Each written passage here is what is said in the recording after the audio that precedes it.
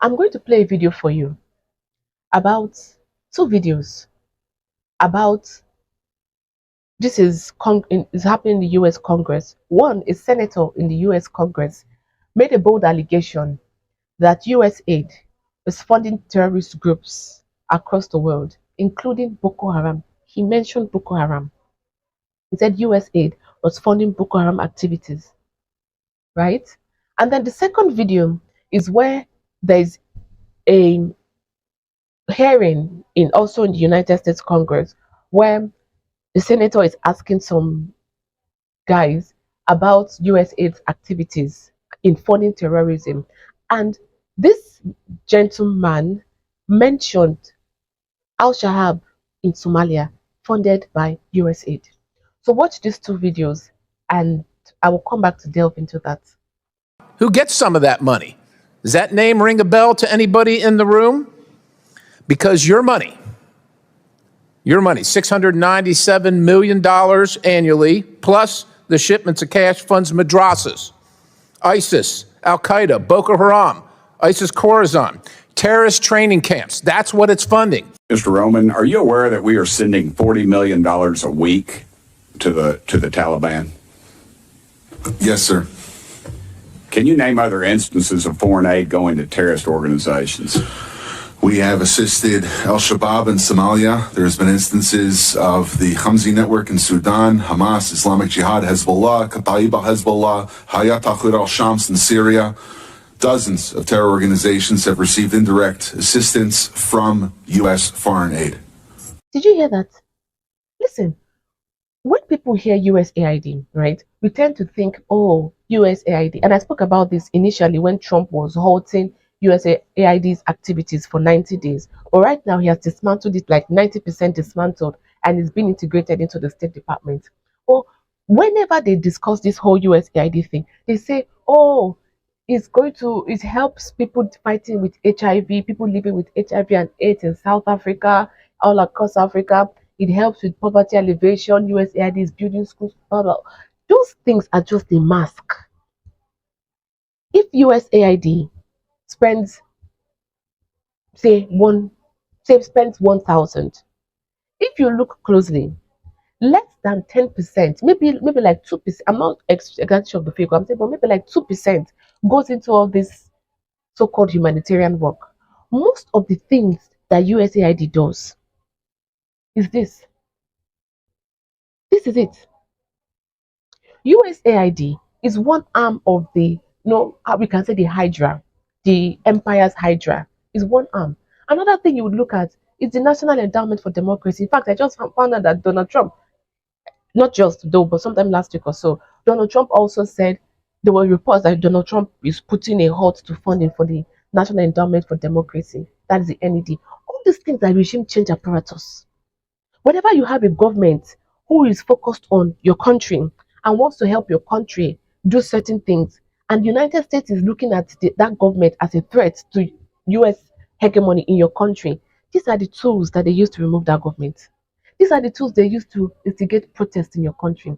These are the tools they use to fund media in your country that is going to paint your leadership bad because your leadership is not towing the line or is not dancing to the beat of America's drum. These are the tools they use to do it. And if things get too tough, these are the tools they use to unleash terrorism in your country or instability or banditry. These are the tools. I was listening to when this whole USAID funding, when the first senator mentioned that USAID is was funding Boko Haram, right? I was listening to some Nigerian, because I'm in Nigeria, I was listening to some Nigerian media outlets discuss this, and they kept saying, oh, we need evidence to prove that this is true, blah, blah, blah. And the first thing that came to my mind is you are hearing a senator sitting in the Congress make this statement. Like when someone, for example, now, if a case is in court, right, and people are making affirmative, they are making statements such as this, the lawyers tend to invite them to give their accounts, and the court takes it, they take it seriously and they listen. Then they cross-examine them. But to say, oh, because a senator sitting in the Congress said it, then it doesn't mean anything. It means something. It means something. What other evidence do you need? Several times in Nigeria, for example, locals will tell you that they will see helicopter coming with weapons, handing these weapons over to bandits. There's been several reports, no, several reports talking about how international organizations are funding terrorism in Africa. There's been several reports. So yes, I would take this statement made by the senator in the United States. I would take it seriously. Then what about the second video I played for you, where this one is question and answer, and the question and answer is coming out in the affirmative. I'm trying to pick my words here carefully because of the platform that we're using, so I don't get strikes with the platform that we're using. Well, these are the kind of so what could have been clearer than that? Please explain to me. What could have been clearer than that? Many of these media institutions that are saying they're trying to downplay this whole talk about USAID funding terrorism in Africa are media institutions funded by USAID. Many of the social media influencers who are saying, oh, this is not necessary and trying to downplay this whole thing are social media influencers funded by USAID. Funded by USAID. Of course, they want to downplay it because they have they are invested in it. Listen, right? I'm bringing up this comment. Like I said, this didn't happen. It didn't happen recent. It happened like 2 weeks ago, right? So it's not like something that happened recently. I'm bringing this up now so that you realize that the world we live in is not what many people say. The world we live in, there is an orchestrated effort by certain individuals who wanting to maintain being the big dog, the hegemony. Listen, yeah, being a hegemon for over 70 years, United States being the world's hegemon for over 70 years, particularly more in over 30 years since the collapse of the Soviet Union, United States being the global supreme power did not happen by chance. It did not happen because America sat down and they were praying, oh, we want to be the big dog in the world. It didn't happen like that. It happened by making determined plans. It happened by creating institutions to foster United States agenda in the whole world. The reason we consume Hollywood movies and music, and it's not because Hollywood they act the most. No, American government funded Hollywood for America's soft power. Because while we need hard power, military power, we also need soft power. In fact, it's soft power that is used the most to maintain supremacy in the world. It's soft power. We all used American technology, not because the American technology was the best. Well, we all said it was the best. We said it was the best because of American propaganda, but not because no other person had the brains to produce that. No. Okay, look at how all of us were using Chat GPT, right? Always the best until China gave us DeepSeek. And once China gave us DeepSeek, we found out that DeepSeek was better than ChatGPT. I've tried the both of them. The several things I tried to use them for. Many times, DeepSeek, based on my experience, not just gives me that thing that I want, but it remembers the instruction. Now, I know this is not supposed to be to talk about these generative AI platforms, right? But one thing I noticed with ChatGPT that if you give it an instruction, it remembers it. But after you communicate for a while, it then forgets the instruction. You have to remind ChatGPT, right, to do that. But DeepSeek, I never had those issues with it. We always said, oh, America's social media algorithm is the best, it's the best, until we saw TikTok. TikTok's algorithm is sophisticated. So it's not because nobody, countries outside the US could not think. No, it was an orchestrated plan to keep United States at the forefront of the global affairs, right? Okay, all of us are using the dollar. It's not as if we don't have currency. It's not like we don't have currencies. But like I said, these people were so smart. They were so smart and so proactive and so intentional that they created the world that they wanted. It may not have benefited the whole world. It may not have benefited every American, but it benefited the people they wanted it to benefit. I said all of that to say this. Now that we have heard about outsiders and even allegedly institutions like the USAID funding terrorism in your country, I want you to remember that we in Africa, for Africa to come out of this place that we are, one of the things that I discussed, really want you to go and watch that episode, that conversation I had with SL Kafan. I'll leave the link in the description.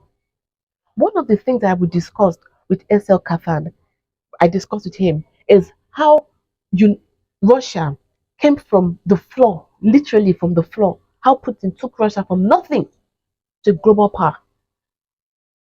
We had that discussion, but it was an orchestrated plan that Putin and his administration had to do that with Russia. So if we in Africa want to live a worthy life, a life of prosperity, a life of wealth for Africans, for the everyday Africans, if we want that, if we want this whole story of Africa is poor, if we want to put an end to it, we need to make an orchestrated plan. Africa should not be the place where anybody can come and beat their chest to feel big.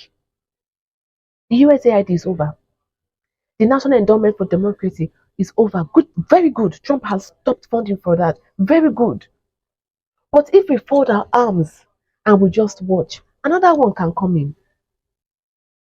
That's why I said we need our African media movement. Please join Ukweli. The link is in the description. Join Ukweli so that more of us can raise our voice for Africans to know what is going on in this world. Join Ukweli. I'll leave the link in the description. We also have social media channels. You can follow us on social media, right? So if you just fold our arms and watch, you say, "Oh, thank God, USAID is gone. Oh, thank God, the National Endowment for Democracy, the NED is gone. Oh, thank God, all these regime change institutions are closing up one after the other. Trump is bringing an end to it." If we just fold our arms and watch, more can come in. Remember that the people who set up the USAID and the NED and all those other institutions that set them up to benefit them, they are still at play in the US. They are still there. So don't think they are going to roll over and say, "Oh, Trump ended is good for us." No, they will fight and they will push back. Okay, more recently, now in the UK in 10 Downing Street, they were having a debate. Not really a debate, they were having a conversation. So the Kestama, the Prime Minister, said they were going to reduce aid, international aid. We're going to reduce and so some social services, right? They were going to reduce aid. The UK is reducing aid so that they can put more money into defense. So they want to take their defense from, is it from 2.3 to 2.5, something like that of GDP, right? Oh, what? Okay, UK is reducing aid. Good. Who says another one will not come? All these NGOs, they still exist though. So for Africa to completely liberate itself, we need to be proactive. What is the African narrative? Next week, I'm going to have a conversation with a very important geopolitical analyst in Africa. We are going to discuss Pan Africanism. We are discussing Pan Africanism so that Africans will know what role we play in this world and how we can, and why it is of essence that we work together. Do you understand? Yes, USAID was funding Boko Haram, allegedly funding Boko Haram. Okay, now that USAID is out of the picture, what are we going to do so that such a thing does not happen again?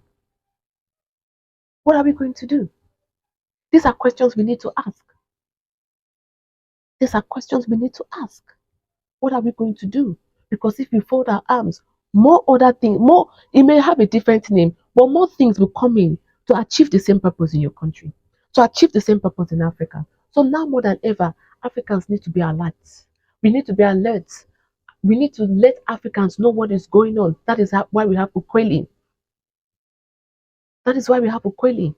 We need to be proactive. We need to create the African agenda. When we put all these things in place, that is when we can say definitely the next 25 years, the next 50 years, the next 100 years will be an amazing time for Africa. But if we do not do any of those things, the way we have been, what we've been experiencing for the past 500 years, from the Europeans to the Americans, we will continue experiencing it. We will continue experiencing it. So let me know. Share your thoughts with me in the comment section below. What do you think about the accusations that USAID was funding terrorism, Boko Haram to be precise, in Africa, and even in Somalia, funding Al-Shabaab, and chaos all across the continent. Let me know what you think about that in the comment section below. As always, don't forget to like this video, subscribe to this channel, and share this video with everybody you love, your family, your friends, your colleagues, everybody, so that Africans can be aware of what is going on in this world and how we can stake our claim in a multipolar world. If you want to support the work, first of all, I want to say thank you to everyone who has supported me on this show financially on Buy Me a Coffee. Your contribution has helped make this show a reality and helped make me keep releasing this show every other week, apart from these 2 weeks where I was not feeling too well. So thank you so much for your support. And if you want to support the work that I'm doing here, use the Buy Me a Coffee link in the description, and it's also on the screen. And I am also hoping that you join me, especially those of you who are interested in media. You want to write blog posts, you want to run podcasts, you want to do your YouTube channels, you want to use social media to push the African agenda. If you're interested in doing that with media, please join me on Ukweli. The link is in the description. Thank you so much.